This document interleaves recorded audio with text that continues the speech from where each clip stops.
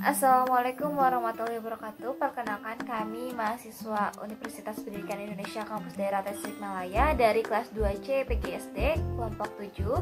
Saya sendiri Yesi Azahra dengan NIM 2005210. Nama saya Yudi Nur Fauziah dengan NIM 2008767. Nama saya Putri Amalia dengan NIM 2008736. Pada kesempatan kali ini kami akan mensimulasikan pembelajaran SD kelas 4 tema 6 cita-citaku, subtema 2 hebatnya cita-citaku, pembelajaran 1. Selamat menyaksikan. Assalamualaikum warahmatullahi wabarakatuh. Halo anak-anak, bagaimana kabarnya hari ini? Alhamdulillah, luar biasa, Allahu Akbar. Nah, hari ini sudah siap untuk belajar? Sudah siap ya? Oke, Ibu akan absen terlebih dahulu. Hari ini siapa yang tidak hadir? Alhamdulillah hadir semua ya. Nah, sebelum mulai pelajaran kita berdoa terlebih dahulu. Silakan kepada ketua kelas untuk memimpin doa. Amin ya robbal alamin. Nah, sebelum ke pelajaran kita nyanyi lagu Indonesia Raya terlebih dahulu ya. Kita nyanyi bareng-bareng, oke?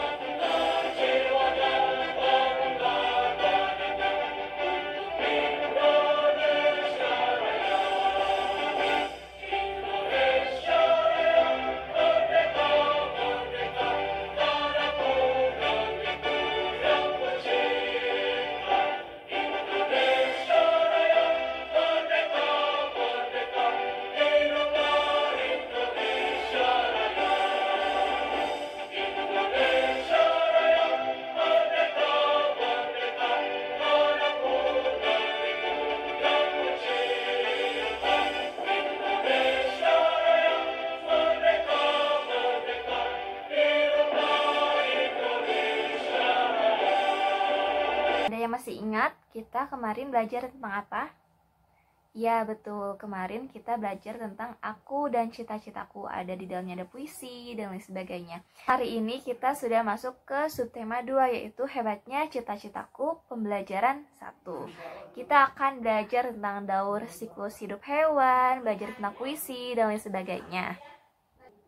Nah, tujuan pembelajarannya yaitu yang pertama untuk menjelaskan cara membuat puisi dengan benar. Terus yang kedua, membuat puisi secara mandiri dengan baik. Lalu yang ketiga, membandingkan dua daur hidup hewan ataupun binatang dengan cermat. Lalu yang keempat, menyusun gambar tahapan metamorfosis sempurna dan tidak sempurna, membuat skema siklus makhluk hidup yang ada di sekitar dengan benar. Oke, sekarang kalian silakan buka buku paketnya, yaitu tema 4.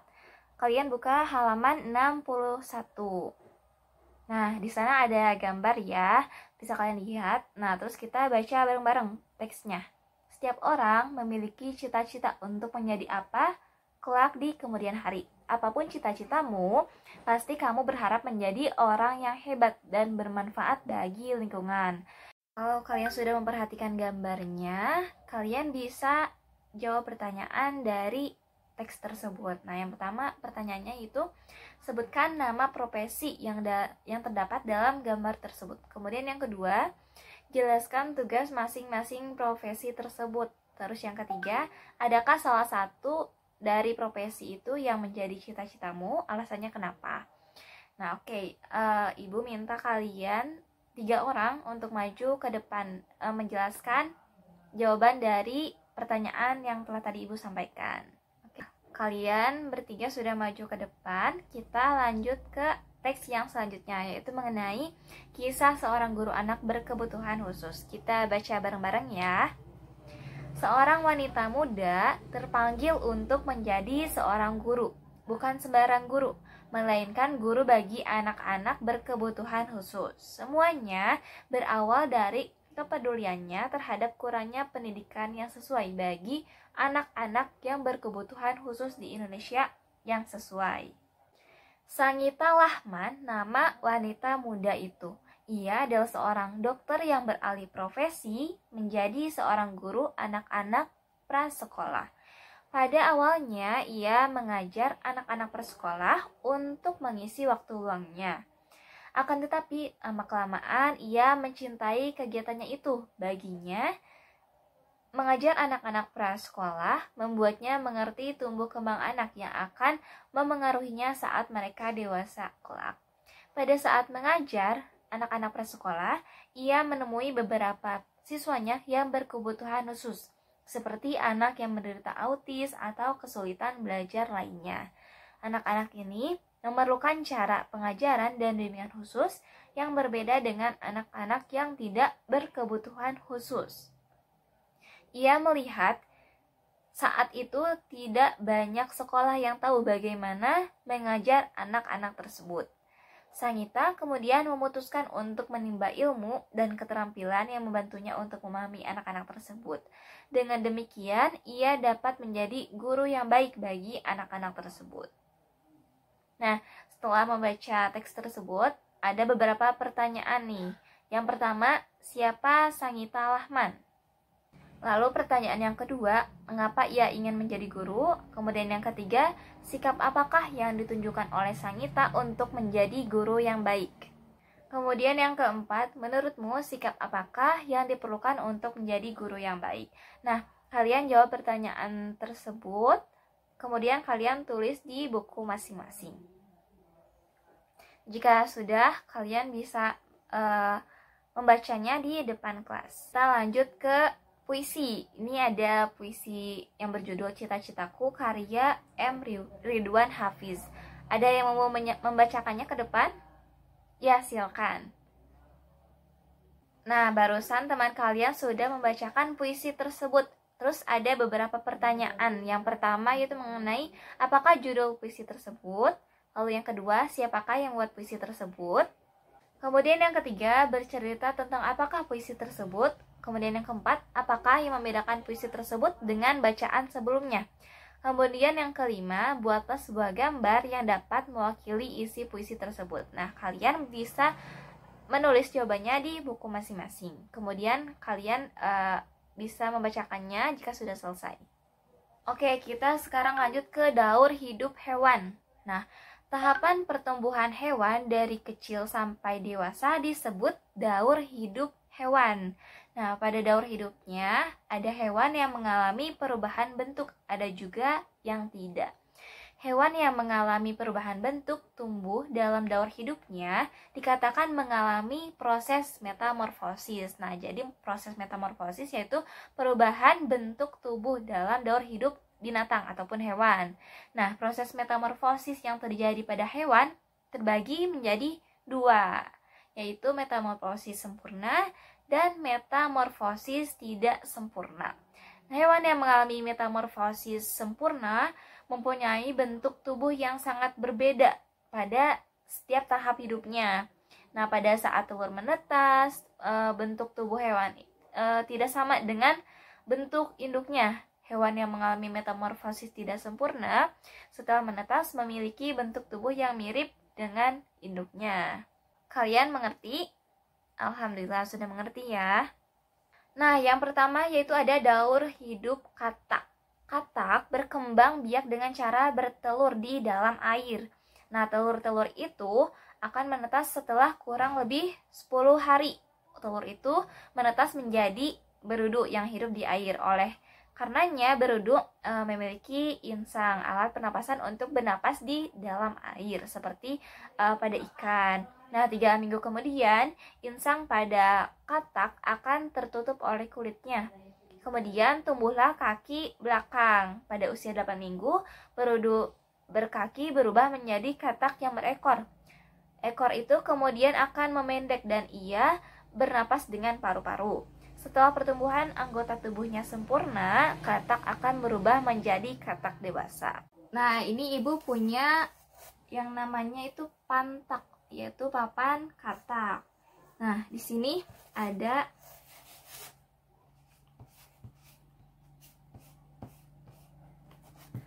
metamorfosis katak yang dimulai dari telur. Nah, kalian bisa memutarnya. Nah, setelah telur akan menjadi berudu. Setelah berudu akan menjadi berudu 2 kaki. Kemudian akan menjadi berudu 4 kaki. Setelah berudu 4 kaki akan menjadi katak muda. Setelah katak muda akan menjadi katak dewasa. Nah, kemudian katak dewasa itu akan melahirkan kembali telur-telurnya seterusnya. Jadi ini yang dinamakan dengan daur siklus hidup katak.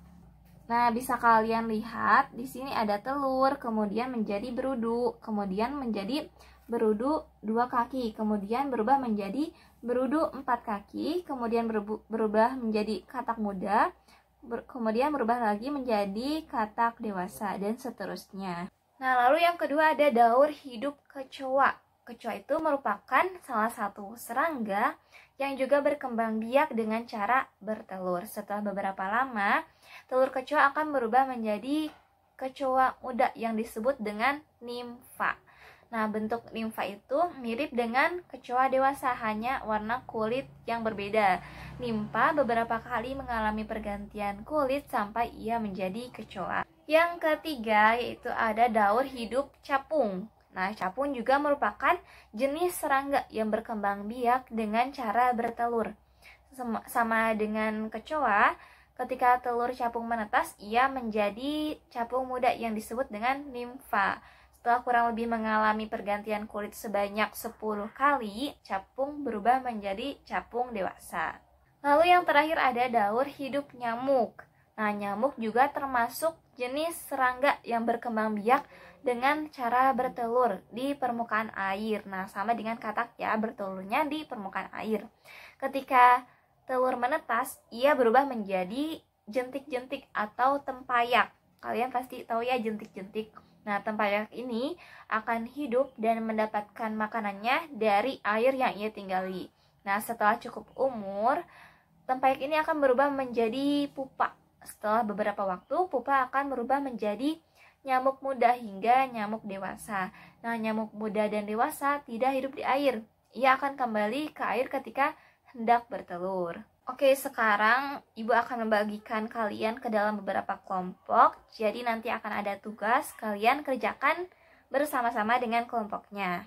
Jadi, setiap kelompok itu akan mencari informasi tentang daur hidup 2 ekor hewan yang berbeda. Nah, misalkan kambing dengan belalang, kucing kecoa, kemudian ayam dengan katak, kadal dengan kupu-kupu, anjing dengan nyamuk, ular, dan capung. Nah, setelah kalian mendapatkan informasi itu, kalian catat di dalam diagram ataupun di dalam sebuah kotak. Nah, lakukan untuk kedua hewan yang telah kalian pilih.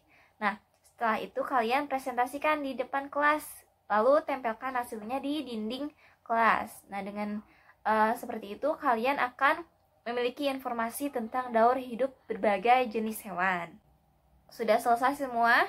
Alhamdulillah sudah selesai ya. Nah, silakan kepada kelompok 1 untuk mempresentasikan hasil kerja kelompoknya. Kemudian dilanjut dengan kelompok 2, kemudian dilanjut dengan kelompok 3, kemudian dilanjut dengan kelompok 4, dan yang terakhir kelompok 5. Alhamdulillah, presentasi semua kelompok sudah selesai. Kita tanya jawab tentang materi yang kita pelajari hari ini ya. Silakan kepada anak-anak yang mau bertanya kepada ibu, boleh langsung angkat tangan. Sudah mengerti semuanya ya. Nah, sebelum ditutup, ada yang mau membuat kesimpulan pembelajaran pada hari ini? Ya, silakan untuk membuat kesimpulan. Nah, oke, ibu ada sebuah exercise, kalian isi exercise tersebut sebelum pulang. Nanti kumpulkan ke depan. Supaya lebih semangat, sebelum pulang kita bernyanyi bersama-sama ya. Kita nyanyi lagu Kupu-Kupu yang Lucu. Pasti semuanya sudah pada tahu ya lagu Kupu-Kupu yang Lucu. Kita nyanyikan bersama.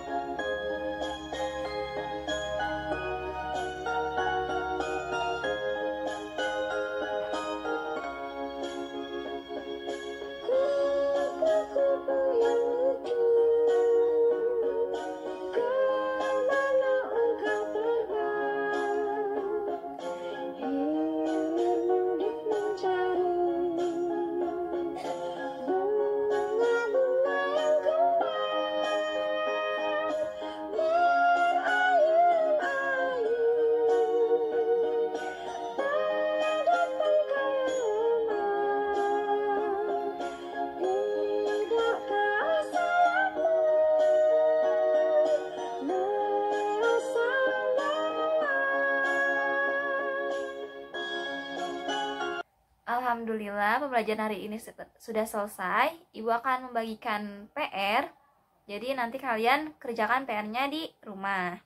Sebelum ditutup, kita berdoa terlebih dahulu. Silakan kepada ketua kelas untuk memimpin doa. Amin ya rabbal alamin. Terima kasih hari ini sudah belajar bersama-sama. Semoga apa yang Ibu sampaikan dapat bermanfaat bagi kalian semua. Terima kasih. Wassalamualaikum warahmatullahi wabarakatuh.